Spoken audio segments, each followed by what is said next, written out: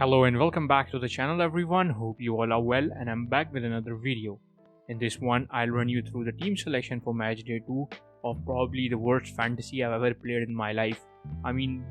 This has turned into a shit show. We all had high hopes. It had some great potential at it as it was a World Cup fantasy, but things didn't go as planned and everything is up in the air with the fantasy rules and with everything.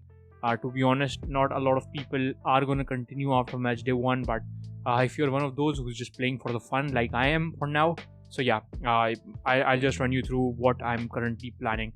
So currently looking at my team here. Also, please do subscribe to the channel if you have not already, as we're aiming for 700 subs as soon as possible.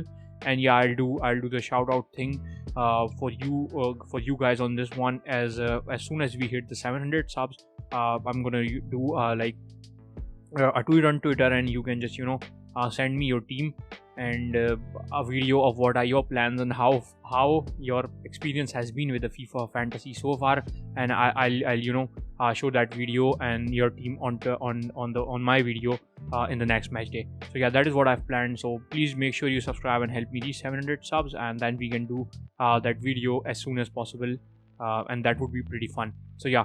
Now looking at my side currently here, I've got Roshet in goal, who is yet to play. I've got Dumfries, who played and got me 6. Mahele got me 6. Guardiol got me 6. So yeah, the defense was pretty alright. We were promised those tackle points and all the other points that were to be there, but I haven't found anyone who has got those points, and a lot of people that really picked up players for that are complaining about it.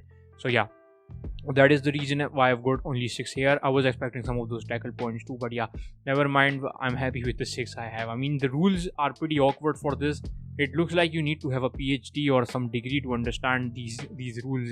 There are amendments in them every day. So yeah, I'm just doing it for the fun of it. So yeah, I'm not an expert in this. I'm just to clear things up. And if you want to have fun with things like me, just watch the video and let me know what are your plans below in the comments. But now looking at Dumfries, Mahele and Guardiola, they were pretty alright with the 6 pointers.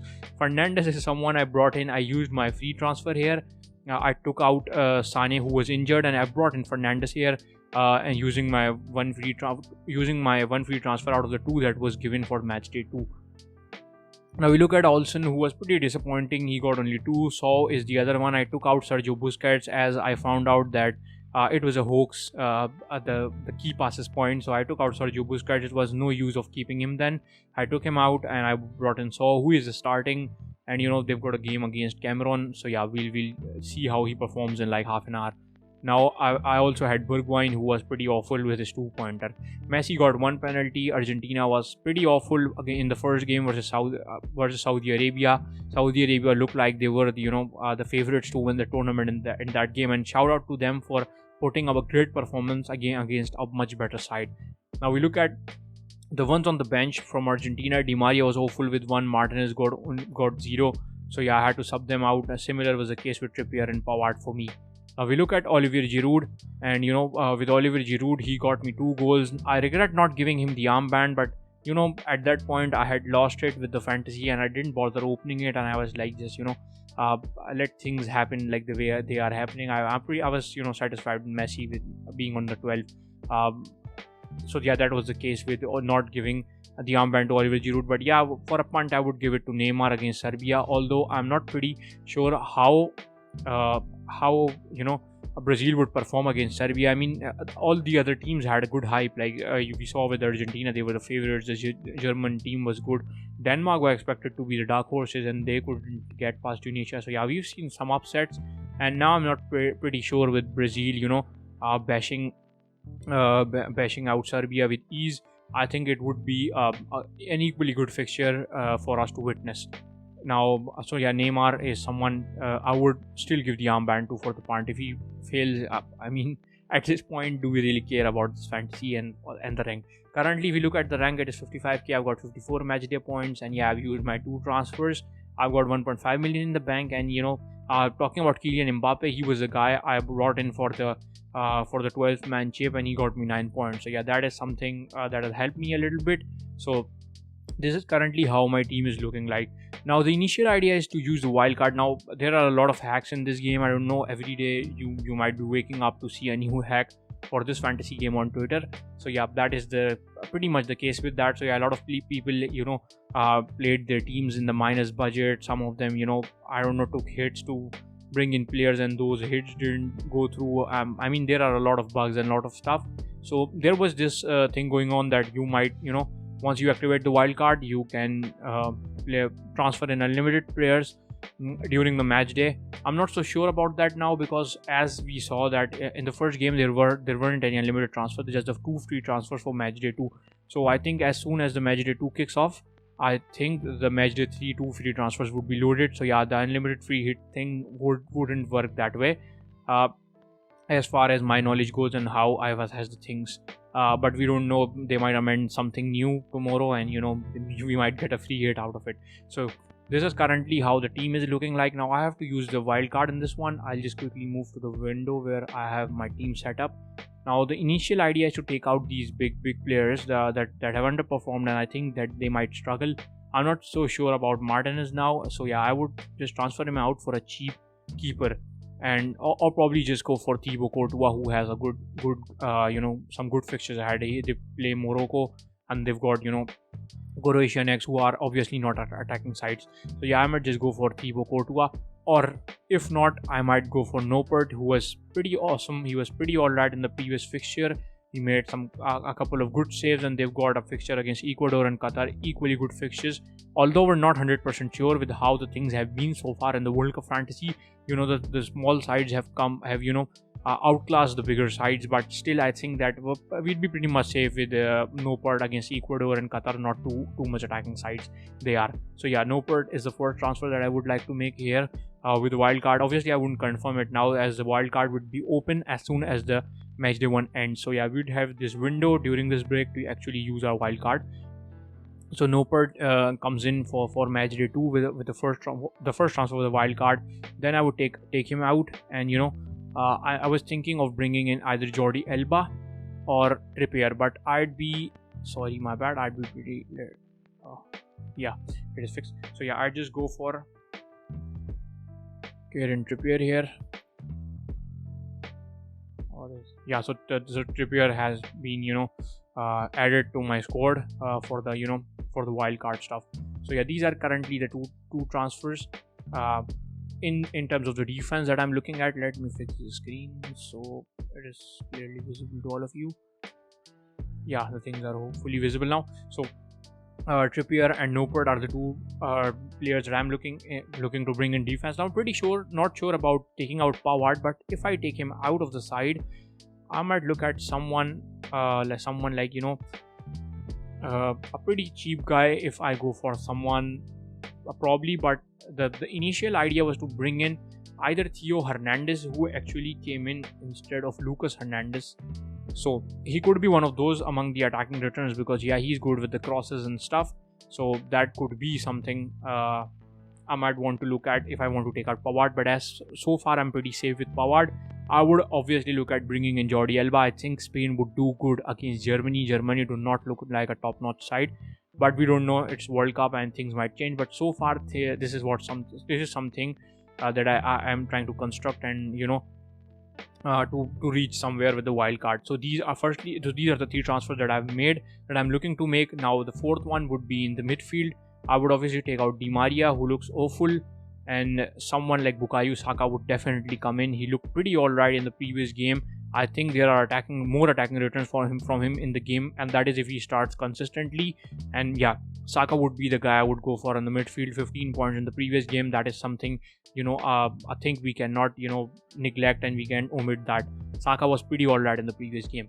Now these are the 4 transfers that I've actually decided for the wild card. Now moving on to the 5th one, and that would be I'm pretty satisfied with the forward. I'd still keep Messi. Oliver Giroud stays in. He's pretty alright with the form he's in. He's scoring goals. Neymar stays in. Now if Neymar fails to perform in this one, it would be an easy swap between him and Mbappe. I'd bring Kylian Mbappe with ease. I've still got 8 million in the bank. Bergwijn is someone I'm still thinking of keeping in my side. And the reason is that he was playing up ahead, and he was awful in the previous game. But looking at his fixtures, I think I might be all right with Ecuador and Qatar. Qatar, they are not top-notch defensive sides, and with the likes of Netherlands have got some great players. Memphis Depay came in, and we saw the difference with as Frankie de Jong moved on to the CM role, and he was pretty threatening with his crosses and all the stuff that he was doing in that game. So yeah, that is why I would want to keep Bergwijn. But if I want to move on to someone, I might look at someone like the likes of the likes of Gakpo, who actually scored the goal. He was pretty alright too, but I'm pretty sure I'd keep Bergwijn on the wild card.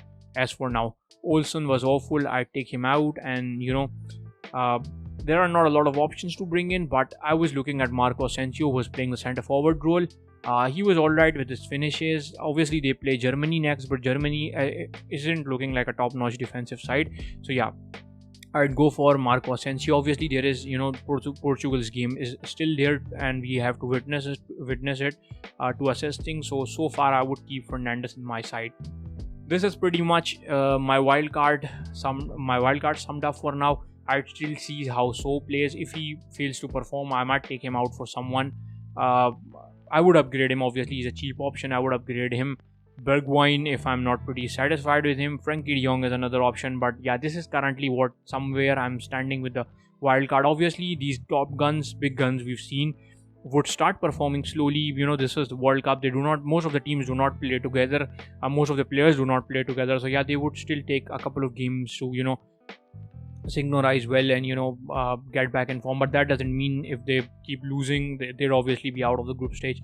But yeah, I think the next game would be where we would see some of the big guns fire, and we'd see how things change. But currently, this is what I'm looking at for the wild card. Neymar, if he fails to perform, Mbappe comes in. So yeah, this is what I'm looking at. I've made a blunder here. I actually brought in Shaw. I want to bring in Shaw. I think I'm a little blunder. He's locked. I don't know why he's locked, but yeah, I wanted to bring in Shaw. I will just remind you all that I wanted to bring in Shaw here for Trippier. So yeah, these are the transfers that I want to make for the wild card. I'm still unclear of the rules, but you would give captaincy twice, and I think Neymar plays first. We look at the fixtures. So tomorrow this is the first one, I guess. Yeah, this is still the match day 1. Let's just check how the match day 2 is looking like. So these are the fixtures here for match day 2. Hopefully they are visible. Yeah. So we've got Iran playing Wales first. You can look at Gareth Bale to bring in your side. Then we've got Senegal versus Qatar. Senegal was pretty alright. I mean, Bole Dia up front, they were okay with that. They missed finishing, but still, I think Qatar is a side that is not pretty organized, and you can target Senegal players. Ismail Assar could be someone you can look at. Then Ecuador versus Netherlands. I'd fancy Netherlands in this one. England has some great players you want to target in the midfield. Then we've got Australia versus Tunisia. I think Tunisia could be a better side here. Then we've got KSA versus Poland, a good game. Saudi Arabia has some players that are motivated to win. I don't think they'd go past easily with Poland's defense. Poland was alright defensively. The problem with that happened in that Argentina game was that Argentina, as soon as they scored, they sat back and they were like, this is an easy game, we're gonna win it. And that is the mentality that hunts you at the end of the game. In football, things change pretty fast. So that is the reason why Argentina got what they had in that game. They got the goal early. They were pretty threatening, but as soon as they started taking Saudi Arabia lightly, they paid the price for it. So if Poland does that, they would be paying the price for that too. But I'd still be pretty satisfied with going for the Polish players against Saudi Arabia. Then we've got Denmark versus France. Obviously, France gonna explode in this game too. They've got some top-notch attackers. You can look at Oliver Giroud, Ousmane Dembele. You can look at Antoine Griezmann, and there is obviously Kylian Mbappe, their main and the best winger they have. Then we've got Mexico and Argentina. I fully expect Argentina to bounce back. They should. hopefully we could see some better team selection, not these injured players that actually came out of injury starting. So Argentina would actually bounce back against Mexico. If they lose this one, obviously they are out of the group, stage. But yeah, this is one of those must win games for them, so I think they would do better against Mexico. Then we've got Costa Rica versus Japan. I'd fancy Japanese players in this one. You can also go for the Japanese goalkeeper. Costa Rica is still not a balanced side, and they look like last year they were a better side, but this year they look pretty awful, and they look confused with the way they were playing football against Spain. Then you can target someone from Belgium. I wouldn't go for their defenders, but I'd still fancy their attackers and someone like KDB. But still, Morocco is a good defensive side. Then you've got Canada versus Croatia, could be a good game. Germany versus Spain, I'd fancy Spain in this one, but you can target Germany players too. Then we've got Serbia versus Cameroon, which we are still yet to see how Serbia and Cameroon does. Same with Ghana and Korea, Switzerland and Brazil, and Uruguay and Portugal. These are all the teams we are still yet to see how they perform, and as soon as they perform, it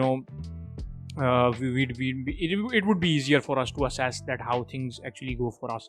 So yeah, this is I don't know why it is showing my new transfers here, but this is something I'm currently looking at for the wild card. Obviously Trippier goes out and Shaw comes in. So yeah, this is currently what I'm looking at from my side. This would be my wildcard draft. So let me know how you are planning to go for the wildcard. Let me just reset what. Yeah, the things are reset. Yeah, thank God. I thought the transfers were confirmed. Yeah, it is.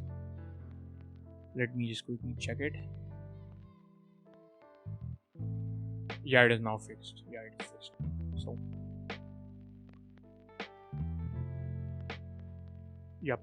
So this is currently what I'm looking at. I've talked about my wildcard in this one, and hopefully we could see a little changes with the fantasy points in the upcoming days. I'm not pretty sure with how they're going to do things further, but I just want my points back, and that is what that is all I want in this one. Obviously this isn't the for the fun of it, not a competition. We're gonna be pretty serious about, as FIFA wasn't serious about it too. But so yeah, as to enjoy it, I think this is pretty much it from my side. These are all the thoughts that I've given in. I wouldn't be following that FDR. I think, yeah, I mean, with the things are pretty unpredictable so far, I think that FDR wouldn't be of much use for us. We just look at the players that are performing and go for them. That would be my advice. And all these hacking stuff and taking the hits and punts with going weird in this fantasy, I just say play it simply. Just you can use it two transfers during the match day if a player is injured. That is pretty alright to be done. Not because I've already done it, but that is once you're sure the player won't play, it would be of no use to keep him in your side. So yeah, that is something I'd say is alright for now. But yeah, using those budget hacks and I mean, you can use it if you want, but yeah, I mean, they just take up the remaining fun from the fantasy. So yeah, I just advise you enjoy it till it is here. We only get these games after 4 years, and who knows what happens in the other World Cup. We might be here or we might be not. So yeah, that is the case. So yeah, I'll definitely share my final team on Twitter once I'm pretty sure. There would be no live stream as the match day starts tomorrow and I'd be at work. So yeah, I'll definitely post it on YouTube and Twitter. I'll decide my final team tonight after the game, and then yeah, I'll just talk about it on Twitter. I'll just post a thread or the tweet in that. So thank you all for watching. Let me know what are your plans and if you're enjoying the fantasy or not. This is it from my side for now. Thank you all again for watching.